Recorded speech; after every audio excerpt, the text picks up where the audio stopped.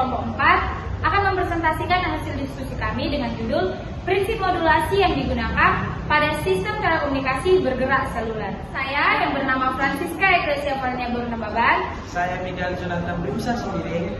Saya Haidir Amir. Saya Misbet Abdullian Lawat. Saya Mutiara Sinaga.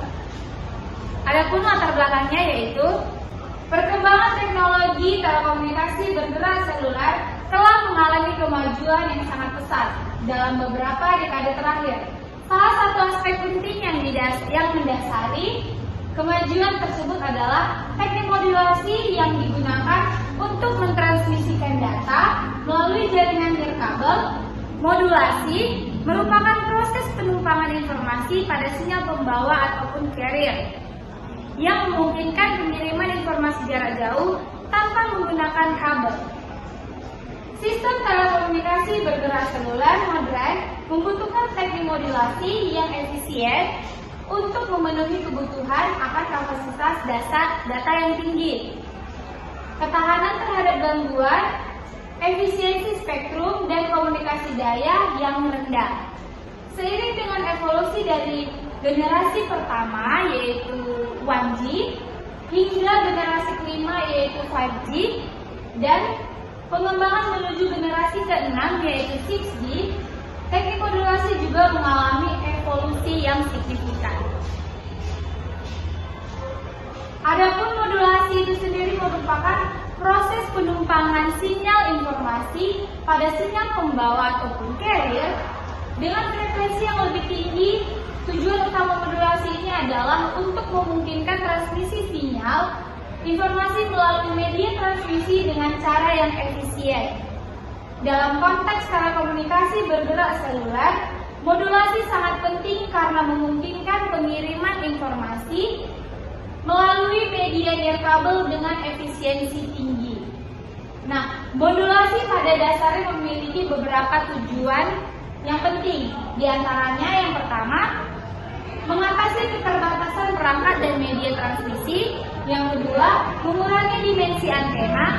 Yang ketiga, mengatasi interferensi ataupun noise. Yang keempat, mengalokasikan spektrum frekuensi.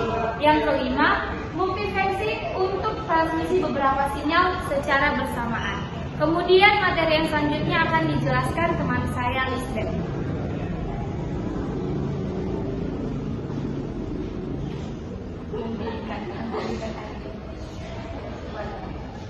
Jenis utama modulasi. Modul 1, modulasi analog. Modulasi analog adalah teknik modulasi di mana sinyal informasi analog digunakan untuk memodifikasi karakteristik sinyal pembawa atau carrier secara kontinu. Modulasi analog umumnya digunakan pada sistem komunikasi generasi pertama atau 1G. Modulasi analog dibagi menjadi 3 yaitu PM, FM, dan AM. AM atau amplitude modulation adalah teknik modulasi di mana amplitude sinyal pembawa dimodifikasi sesuai dengan amplitude sinyal informasi. FM atau frequency modulation adalah teknik modulasi di mana frekuensi sinyal pembawa dimodifikasi sesuai dengan amplitude sinyal informasi. 3. PM atau phase modulation adalah teknik modulasi di mana fase sinyal pembawa dimodifikasi sesuai dengan amplitude sinyal informasi. 2. Modulasi digital. Modulasi digital adalah teknik modulasi di mana sinyal informasi digital digunakan untuk memodifikasi karakteristik sinyal pembawa. Modulasi digital umumnya digunakan pada sistem komunikasi di generasi kedua yaitu 2Z dan seterusnya karena efisiensi spektrum dan ketahanan terhadap noise yang lebih baik. Modulasi digital terbagi menjadi 3 yaitu ASK, FSK, dan PSK. ASK atau amplitude shifting adalah teknik modulasi digital di mana amplitude sinyal pembawa dimodifikasi sesuai dengan bit data digital. 2. Frekuensi shifting atau FSK adalah teknik modulasi digital di mana frekuensi sinyal pembawa modulasi dengan big data digital. 3. Fase Synchane SK adalah teknik modulasi digital di mana fase sinyal pembawa dimodifikasi sesuai dengan big data digital. Selanjutnya akan dijelaskan oleh teman kami Muti. Yang ketiga, modulasi split spectrum. Modulasi split spectrum adalah teknik modulasi di mana sinyal informasi disebar ke bandwidth yang jauh lebih lebar daripada bandwidth minimum yang diperlukan. Teknik ini meningkatkan ketahanan terhadap noise, interferensi, dan jamming serta memungkinkan multi akses. Direct split spectrum adalah teknik split spectrum di mana sinyal informasi dikalikan dengan kode reset random noise berkecepatan tinggi. Proses ini menyebabkan adaptasi sinyal ke bandwidth yang jauh lebih lebar. Yang kedua, frekuensi Hawking split spectrum adalah teknik split spectrum di mana frekuensi sinyal pembawa berubah sinyal secara periodik sesuai dengan pola phase random. Sinyal melompat dari satu frekuensi ke frekuensi lain dalam bandwidth yang tersedia. Proses FHSS dapat dibagi menjadi dua kategori. Yang pertama, slow frequency hopping. Beberapa simbol data ditransmisikan pada satu frekuensi sebelum melompat ke frekuensi berikutnya. Yang kedua, fast frequency hopping. Frekuensi berubah beberapa kali selama transmisi atau simbol data.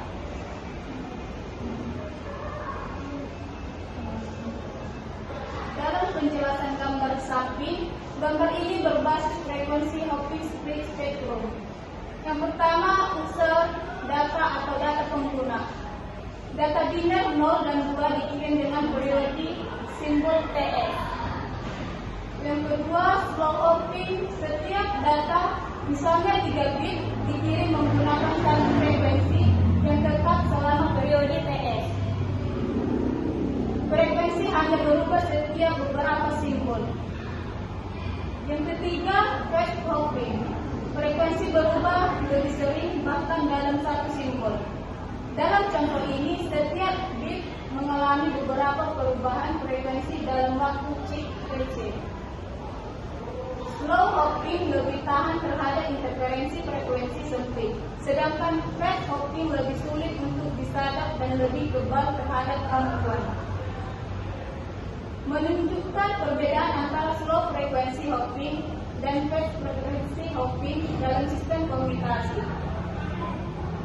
Baik, saya selanjutnya akan dijelaskan oleh teman kami Haidir Amir. Sejarah perkembangan komunikasi seluler. Yang generasi pertama yaitu dikenalkan pada awal 1960-an menggunakan teknologi analog seperti aspect mode system atau AMPS di Amerika Serikat dan total akses komunikasi sistem TAC di Eropa. Yaitu generasi kedua diperkenalkan pada 1990-an menandai transisi dari teknologi analog ke digital. Global System for Mobile Komunikasi atau GSM menjadi standar domain di seluruh dunia. Generasi ketiga yaitu diperkenalkan pada awal 2000-an. Tujuan untuk mendukung data kecepatan tinggi dan layanan multimedia. Generasi keempat yaitu diperkenalkan pada akhir 2000-an. Fokus pada penyediaan akses buat mobile dengan kecepatan hingga 100 Mbps. Generasi kelima diperkenalkan pada 2019, dirancang untuk mendukung berbagai aplikasi terbaru,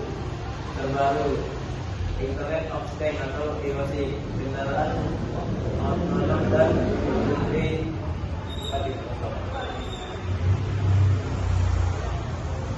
teknologi 4G, terutama Long Term Evolution atau LTE dan LTE Advanced, telah memperkenalkan teknik teknik modulasi canggih untuk meningkatkan kecepatan data dan efisiensi teknologi. Yang pertama, orthogonal frequency division multiplexing atau OFDM adalah teknik modulasi multi carrier di mana bandwidth yang tersedia menjadi banyak subscriber. Orthogonal, setiap subscriber dimulai secara independen dengan teknik modulasi digital seperti QPSK atau QAM. Yang kedua, orthogonal frequency division multi access atau OFDM adalah extension dari OFDM yang menggunakan multiple access.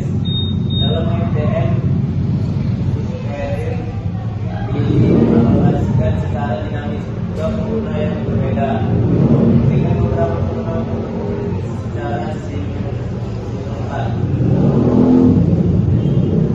Baik, selanjutnya akan dijelaskan oleh teman kami, Mikael.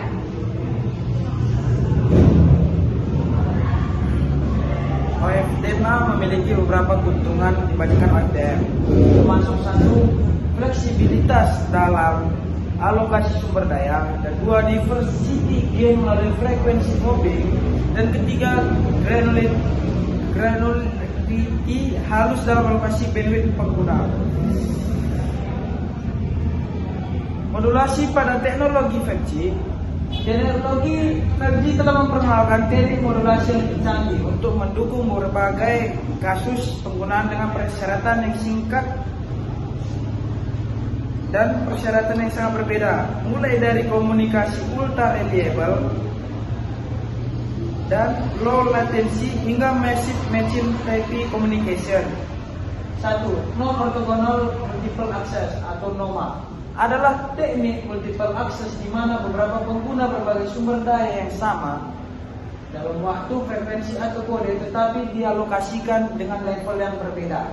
NOMA dapat dibagi menjadi dua kategori utama. Pertama yaitu power domain NOMA. Pengguna dialokasikan level daya yang berbeda, dan successive interference cancellation atau SIC digunakan untuk misalkan sinyal. 2. Kode domain NOMA. Pengguna dialokasikan kode yang berbeda seperti spare kode multiple access atau SCMA, low density signature atau LDS, dan pattern division multiple access atau PDMA.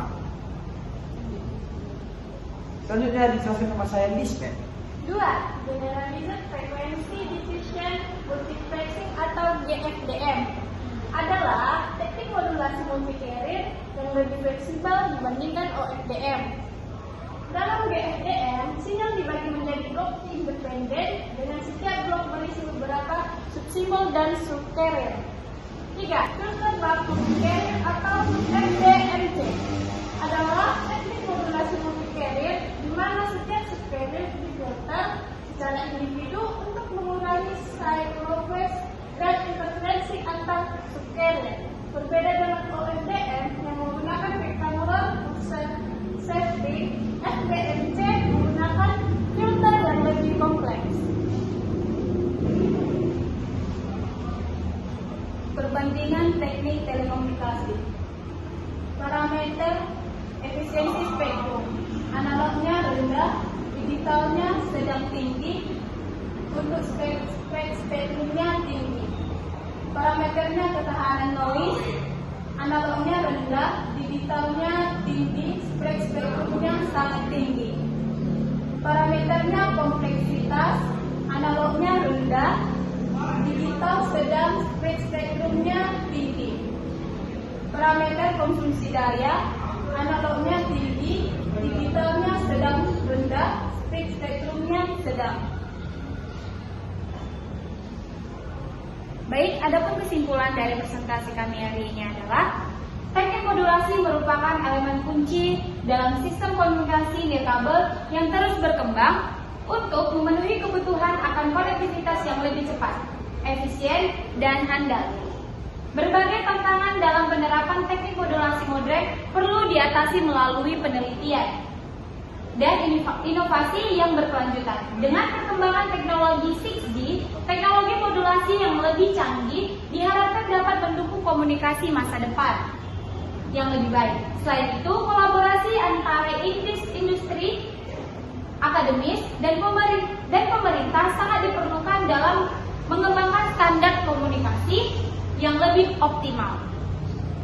Dengan adanya dukungan penelitian yang kuat dan regulasi yang mendukung, penerapan teknik modulasi modern dapat semakin dioptimalkan dalam berbagai sektor, termasuk telekomunikasi, IoT, dan komunikasi satelit. Demikianlah hasil presentasi kami hari ini. Lebih dan kurangnya kami minta maaf. Sekian dan terima kasih.